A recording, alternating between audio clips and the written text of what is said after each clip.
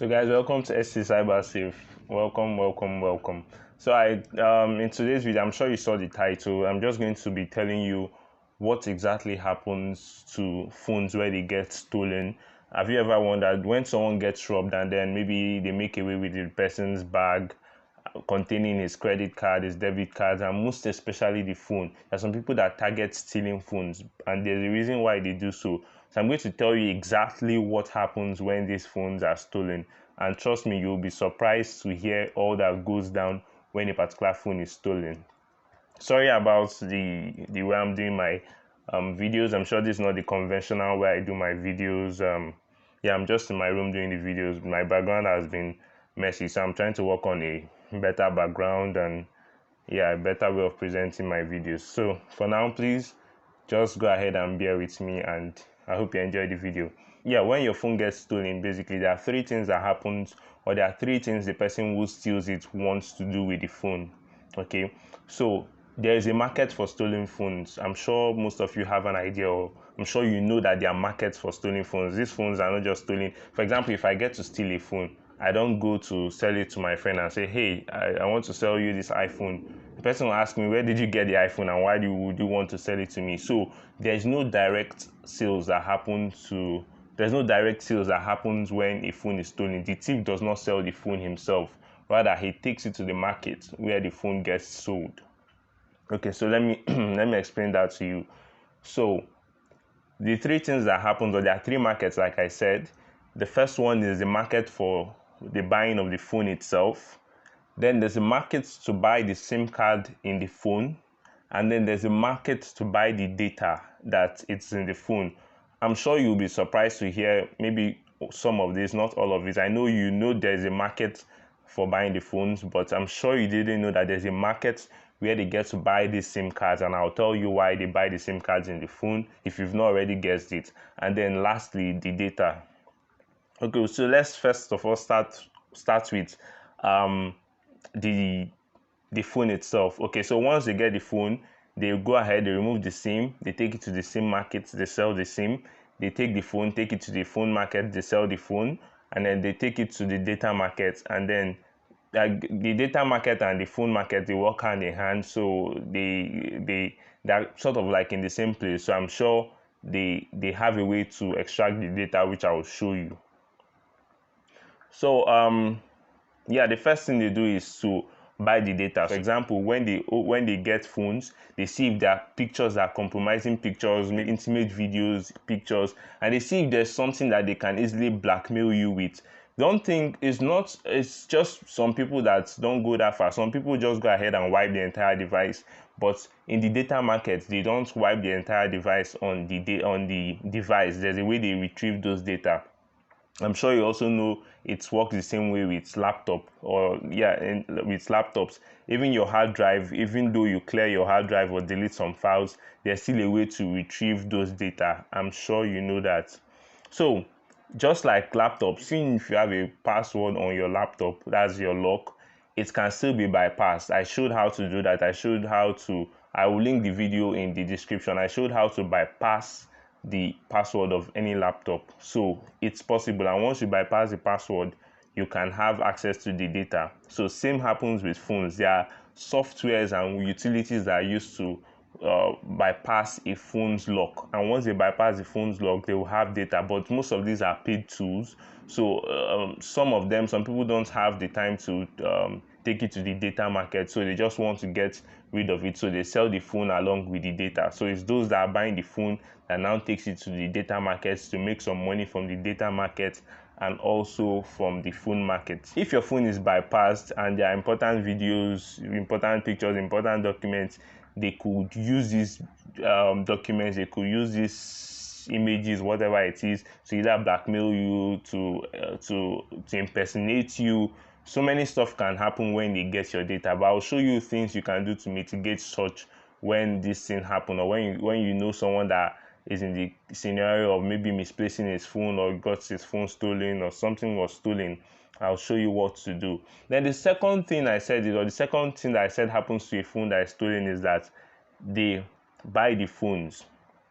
Okay, so when they buy the phone, that one is typical. Once they buy the phone, they just sell it immediately for money, and then the next person sells it to the next person, and then the next person sells it to the next person. So that's how the phone, the issue of the phone is pretty straightforward. They just go ahead and sell it.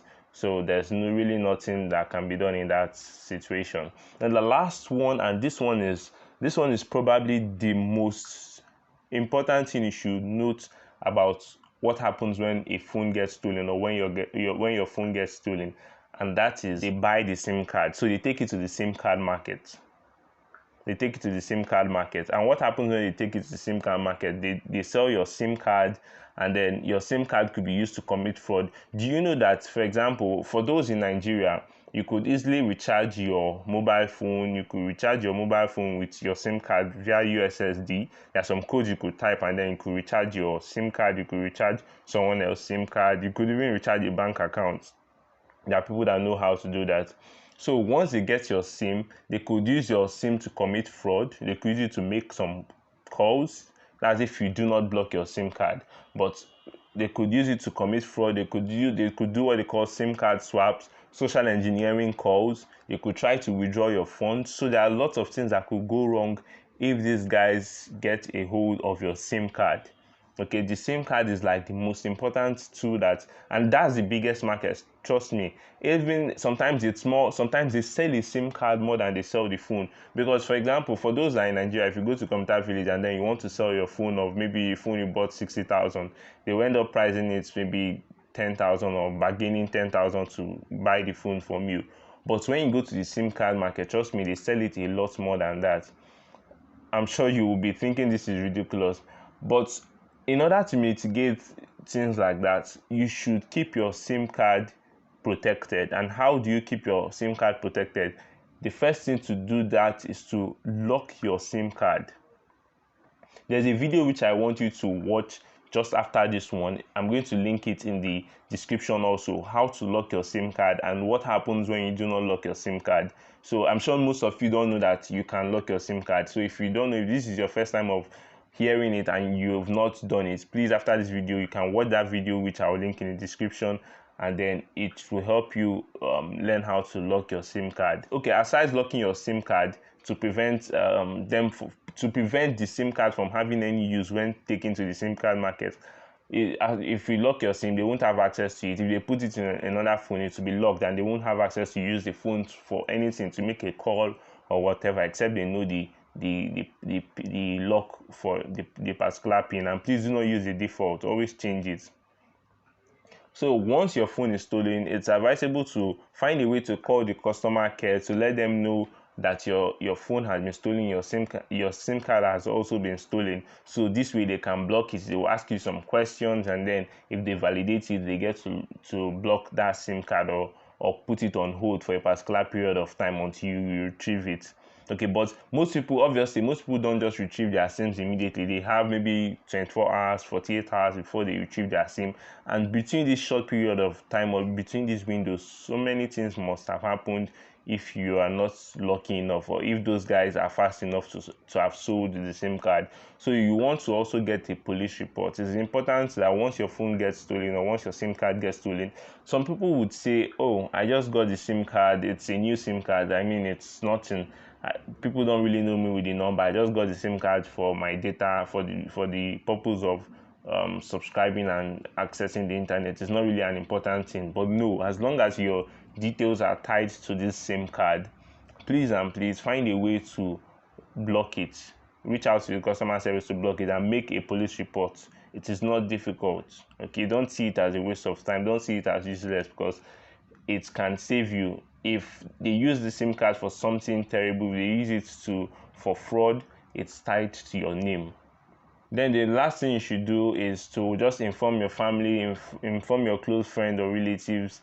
That's before you do the retrieval of your SIM. If at all you want to do the retrieval, just let them know that your phone was stolen, your SIM card was stolen. So if they get any calls, if they get any, you can find a way, either on Facebook or other social media platforms that you have them as friends. You can let them know, and you can let your friend tell your other friends. There's a way this is linked.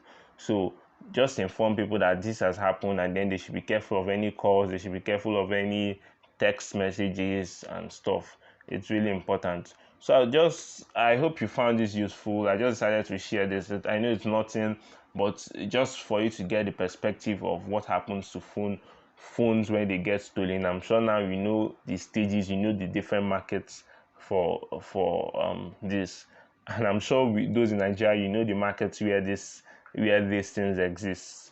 So please go ahead and like and subscribe if you found this video useful, and you can go ahead and share it also to people you know, so that they will get the knowledge of what they should do. The SIM card is really important. I can't overstress it. So go ahead and watch this video to teach you how to lock your SIM card and then keep your SIM card safe from fraud or any of this other negative stuff. So see you in my next video. Stay safe.